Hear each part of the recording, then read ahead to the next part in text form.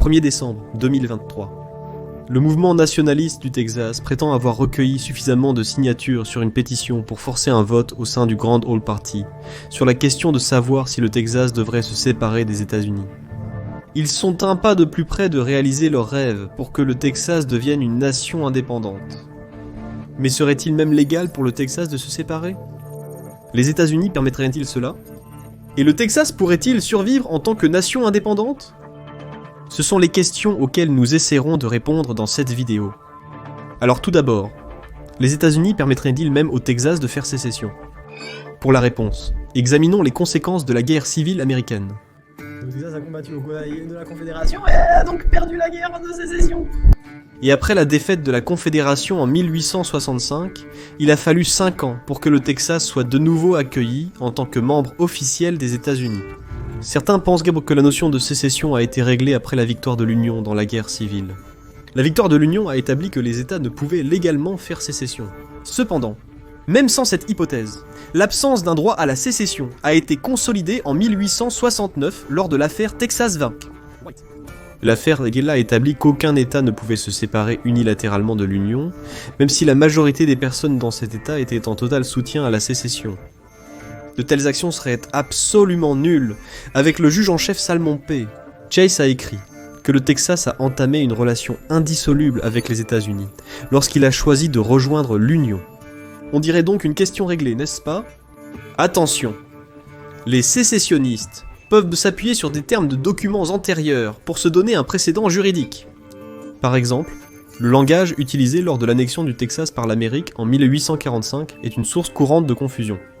Ce document stipule que le Texas peut choisir de se diviser en, je cite, « de nouveaux États de taille convenable ne dépassant pas 4 en nombre en plus de l'État dit du Texas ».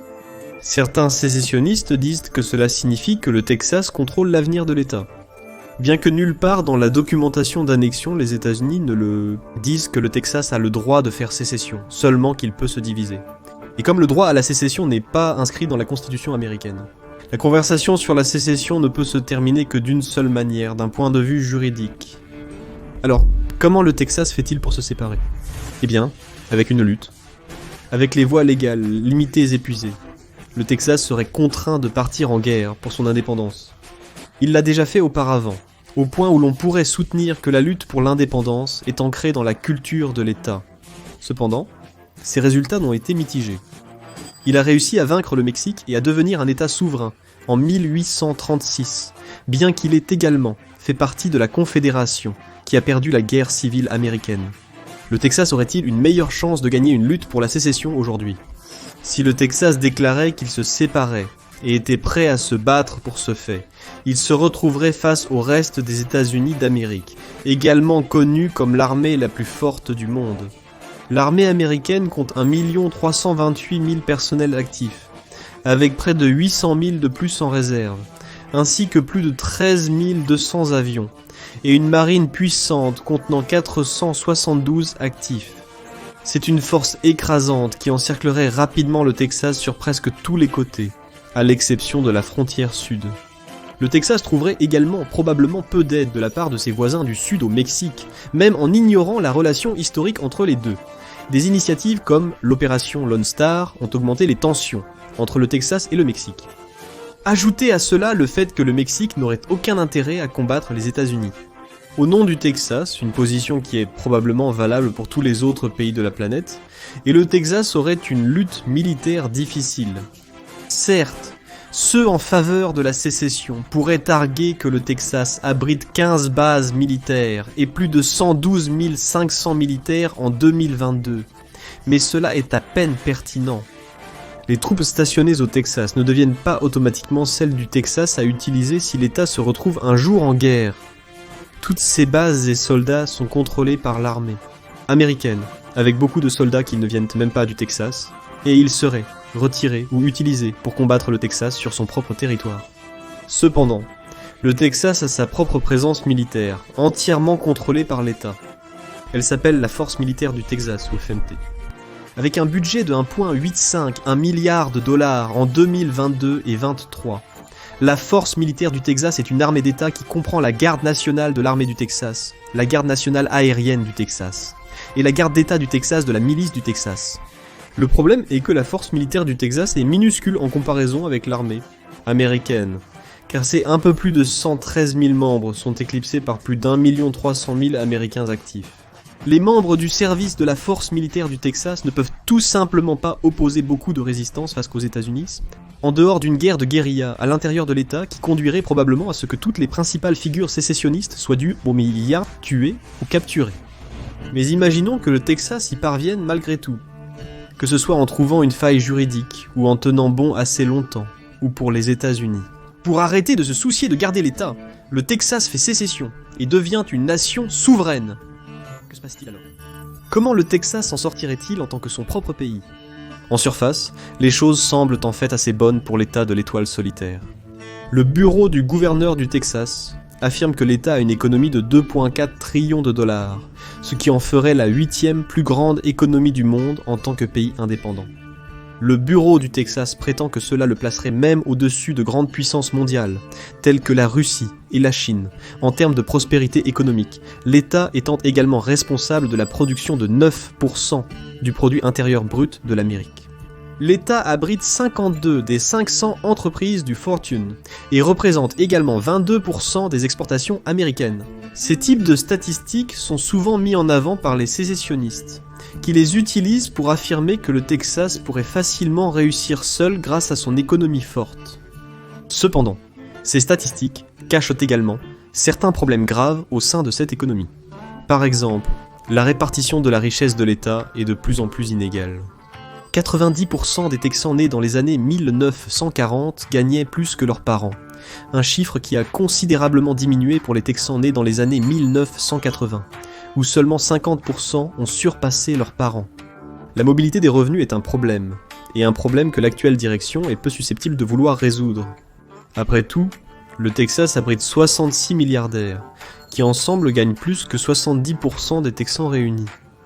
La pauvreté est également un problème.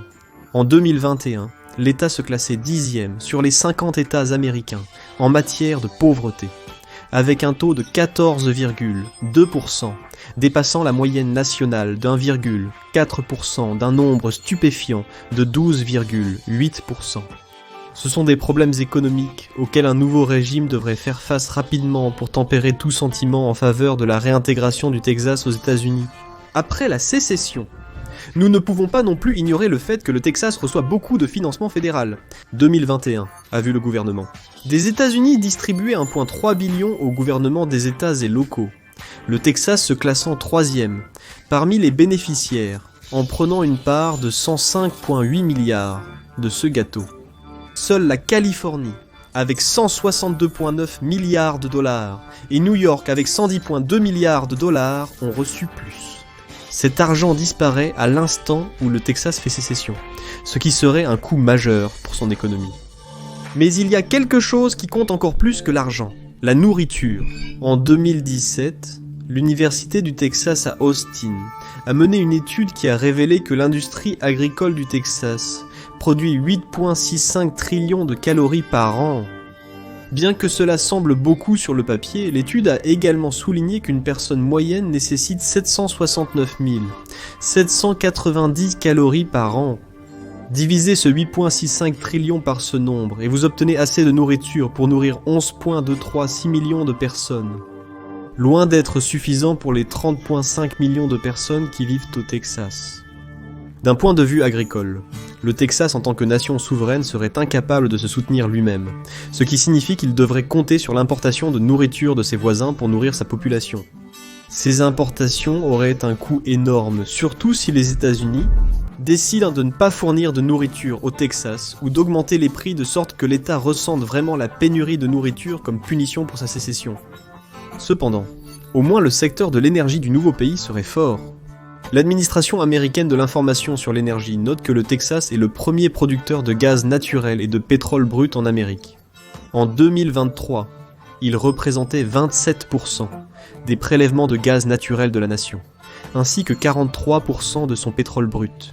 Cela signifie qu'il devrait avoir suffisamment pour maintenir sa population d'un point de vue énergétique. Mais même ces niveaux de production posent des problèmes. Qui peut dire que les États-Unis ne pourraient pas rendre difficile pour le Texas d'exporter son pétrole et son gaz si les États se séparent? Ils pourraient certainement choisir de ne pas acheter de pétrole et de gaz texan. Et comme vu pendant la guerre en Ukraine, les États-Unis pourraient même imposer des sanctions contre les exportations texanes pour nuire à l'économie de l'État. Même le lucratif secteur touristique du pays subirait probablement un coup. Ce secteur emploie 1,3 million de Texans et représente une industrie de 193,8 milliards. Cette industrie dépend largement des visiteurs nationaux. Comme l'a noté Travel Texas en 2023, le Texas a accueilli 115,8 millions de visiteurs nocturnes venant des États-Unis, dont 49,4 millions de ces personnes venaient d'autres États. Pourquoi est-ce important ? Si le Texas devenait une nation souveraine, les visiteurs des autres États devraient obtenir des visas pour y entrer. C'est un petit problème, mais cela pourrait faire réfléchir les 40% des personnes qui ont voyagé au Texas pour des vacances en 2023. Le facteur de commodité disparaît. Il est probable que l'industrie touristique de l'État, comme tant d'autres de ces industries, subirait un gros coup en raison du fait que le Texas ne fait plus partie des États-Unis. Une autre chose à noter est la population du Texas. Aussi vaste que puisse être l'État, il est le deuxième plus grand État par superficie, avec près de 262 000 miles carrés de terre et plus de 7 300 miles carrés d'eau. Sa population de 30 500 000 serait assez faible comparée à d'autres nations, et se classerait 51e pour la population, juste derrière la Côte d'Ivoire, avec 31 934 000 personnes.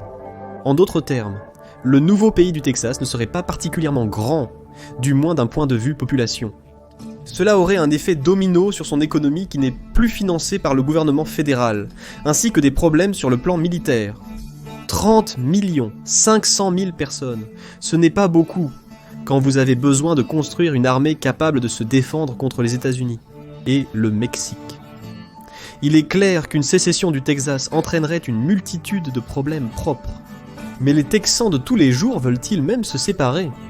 Malgré tous les problèmes mentionnés, la réponse pourrait vous surprendre. Rappelez-vous que le mouvement nationaliste du Texas prétend que leur pétition a réussi à attirer 140 000 signatures d'électeurs. Pour contexte, le Texas a une population d'environ 30 500 000 personnes, la pétition ne représentant moins de 0,5% de ce nombre. Pas un très bon début en termes de soutien, la situation s'aggravant pour le Texas Nationalist Movement, car le Grand All Party a refusé de soulever la question de la sécession dans son bulletin primaire, malgré les signatures collectées. Cependant, il existe des sondages qui suggèrent que le désir de sécession est plus fort qu'il n'y paraît à, par exemple, YouGov a réalisé une enquête auprès de 35 000 Américains, en février 2024, qui a révélé que 23% des Américains soutiennent la sécession de leur État des États-Unis. En creusant davantage dans les chiffres de YouGov, nous constatons que le Texas arrive en deuxième position parmi les États où la sécession est populaire, avec 31% des Texans interrogés par l'organisation disant qu'ils soutiennent le mouvement. Seul l'Alaska a dépassé ce score, atteignant 36%. Une enquête similaire menée par Redfield et Wheaton Strategies, également en février 2024, a révélé des résultats similaires. L'enquête a révélé que, je cite, 67% des électeurs probables voteraient pour rester au sein des États-Unis si un référendum sur la sécession leur était présenté. Cela place le soutien à la sécession à 33%, ce qui correspond bien aux chiffres de YouGov. Cette deuxième enquête a également demandé aux Texans s'ils pensent que l'État a le droit de faire sécession. 45% ont dit que c'était le cas, un nombre similaire, 44%. Sont d'accord ou fortement d'accord pour dire que le Texas serait une nation souveraine réussie s'il faisait sécession. Fait intéressant, le sondage YouGov contenait une question similaire dans laquelle il interrogeait ses répondants sur la question de savoir s'ils pensent donc que leur État a le droit de faire sécession. Environ un quart, soit 26%, ont répondu oui, 35% ont dit non, et 39% ont répondu qu'ils n'étaient pas sûrs. Alors, la sécession est-elle réellement une bonne idée pour le Texas ? La réponse simple est non. D'un point de vue juridique, ce n'est même pas possible, ce qui signifie que le Texas devrait se battre pour la sécession contre une nation bien plus puissante. Sur le plan économique, la sécession est aussi un mauvais choix. Malgré le fait que le Texas ait une économie si forte, il a cette économie dans le contexte d'être une partie des États-Unis. La sécession entraînerait de sérieux problèmes pour nourrir la population de l'État, et la perspective d'essayer de commercer avec un États-Unis hostile, et ses alliés. Ce n'est pas optimal pour maximiser la production économique. Ajoutez à tout cela que le mouvement croissant de sécession du Texas est encore loin d'être assez grand pour représenter tous les Texans. Plus des 2/3 ne veulent pas se séparer, et la nation nouvellement formée serait confrontée à des conflits internes, même si le Texas parvenait à obtenir son indépendance. Malgré tout, il apparaît que le Texas a besoin des États-Unis, plus que les États-Unis n'ont besoin du Texas. Cela seul est une raison suffisante pour que le mouvement de sécession échoue. Mais qu'en pensez-vous ? Le Texas pourrait-il réussir la sécession ? Ou est-ce que cette poussée vers celle-ci n'est guère plus qu'une démonstration de la frustration que certains au sein de l'État ont envers le gouvernement fédéral ? Partagez vos pensées dans les commentaires. Et comme toujours, merci de regarder et prenez soin de vous là-bas.